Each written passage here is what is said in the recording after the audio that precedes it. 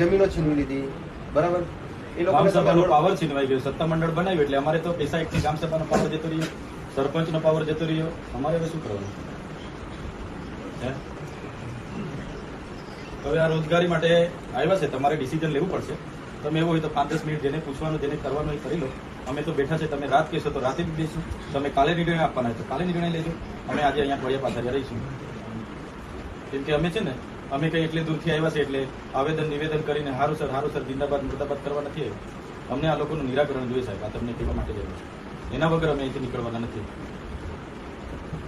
તમારે સીએ સાહેબ હાથે વાત કરવી કરો, ગુજરાત સરકારના કોઈની હાથે વાત કરવાની હોય તો કરો. અમારે કોઈને કહેવા મૂકવાનું હોય તો અમને તો હમણાં કહી દઈએ ને, તમારે કયા વિભાગમાં રિક્ષા માટે કહેવાનું છે, નંબર આપો, હમણાં હું ફોન લગાડીને તમારી રૂબરૂમાં વાત કરી દઉં. કોને વાંધો છે તો ખબર પડે ને, અધિકારીને વાંધો છે કે કોઈ નેતાને વાંધો છે કે સરકારને વાંધો છે? કોની માનસિકતા છે સ્થાનિકને રોજગારી નહીં આપવાની? તે છતી થાય. એટલે તમે નિર્ણય લો, બધા જણાવો. ને સીઓ સાહેબ અહીંયા હોય તો એ આવતા હોય તો એમને બોલાવી લો. અમે તો બેઠા છે, એટલે આવી રીતના નથી કરતું. જમીનો અમે આપી પ્રવાસના નામે, રોજગારના નામે, અને હવે અમને દૂર કરી દેવાના. આ કઈ રીતના ચાલશે? તમારું સ્ટેચ્યુ નહોતું ને ત્યારે બધા લોકો ત્યાં ભગવા મૂકવા જતા હતા. સાચી વાત છે કે સાધુ ટેકરી પર નાનું મંદિર હતું ત્યાં જતા હતા. તો સ્ટેચ્યુ આવવાથી કે અમારે દૂર નહીં જવાનું. અમારે ક્યાં જવાનું? અમારી જમીનો બધી જતી રહી. 72 એની જમીનો અહીંયા તમે બધાને પધરાવીને બેસી ફ્રી સરકાર કરીને IAS IPS ના પ્લોટોતા પાડી નાખ્યા. આ બધા મોલોમાં ભવનોમાં અમારું ટ્રાઇબલ બજેટ વાપરી નાખ્યું, અને રૂપિયાના ટોકનમાં તમે રિલાયન્સ ને સફારી પાર્ક આપી દીધો 200 કરોડનું. ચિલ્ડ્રન આખું કૌભાંડ તમારે હમણાં એટલું બધું છે ને, ચિલ્ડ્રન પેલું ન્યુટ્રિશન પાર્કમાં.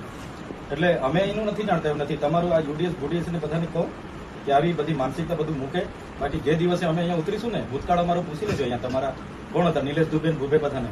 હા, અમે કોઈનાથી ભીગવાવાળા લોકો નથી, બરાબર છે. અમે લડીશું. પોલીસ મૂકવી હોય, આર્મી મૂકવી હોય, મૂકો. પછી આરપારની લડાઈ થશે. આ તમને કીધું, નિર્ણય લો.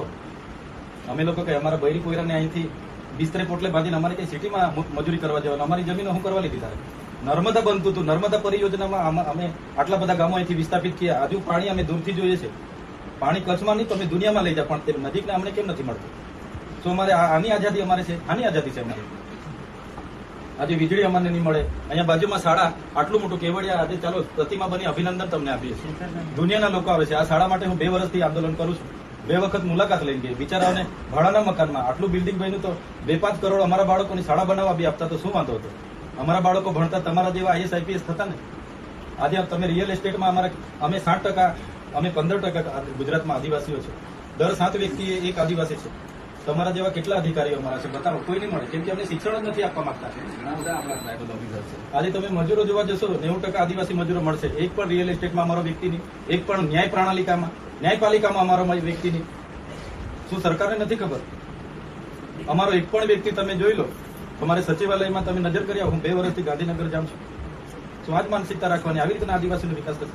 આ બિલ્ડિંગો બની જવાથી, કે આ સ્ટેચ્યુ બની જવાથી, કે આ રોડ હાઈવે ના કમાટી બાગ ને ભમાટી બાગ, સફારી પાર્ક બની જવાથી એ આદિવાસીનો વિકાસ નથી. અમારો વિકાસ શિક્ષણ આપો, રોજગારી આપો, અમને પણ નર્મદાનું પાણી આપો. અમે પણ અમારા બાળકોને સારું ભણાવીશું. અમારા બાળકો પણ સારી રીતે આગળ આવશે. તમે આ બિચારાએ જમીન ગુમાવી દીધી છે. રિક્ષું ચલાવીને બિચારા રોજના 200-500 કમાતા હોય, એમને પણ શું વાંધો છે? ત્યારે અમને દુઃખ થાય છે. ત્યારે અમારો વિરોધ હોય. બાકી અમે કોઈ દિવસે વિકાસમાં વિરોધ નથી કરતા.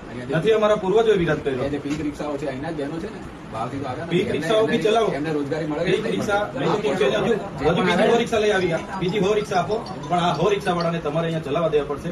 એમનું ગામ લીંબડી છે, વાગડિયા છે, કેવડિયા છે. એ બિચારા રિક્ષા લઈ કઈ બીજા શહેરમાં જવાના કે? અમારા લોકો અહીંયાની ધંધો કરે તો શું બોમ્બેમાં ધંધો કરવા જવાના છે? અમારા લોકો અહીંયાની રોજગાર લે તો શું અમારે અમદાવાદ મજૂરી કરવા જવાનો છે? એટલું તો કોઈ બી અધિકારીને મગજમાં બેહે કે નહીં બેહે? એમ વિસ્તારો અમારો, જમીન અમે આપી દીધી યાર. વિકાસ માટે અમે કાં કોઈ દિવસે વિરોધ કર્યો છે?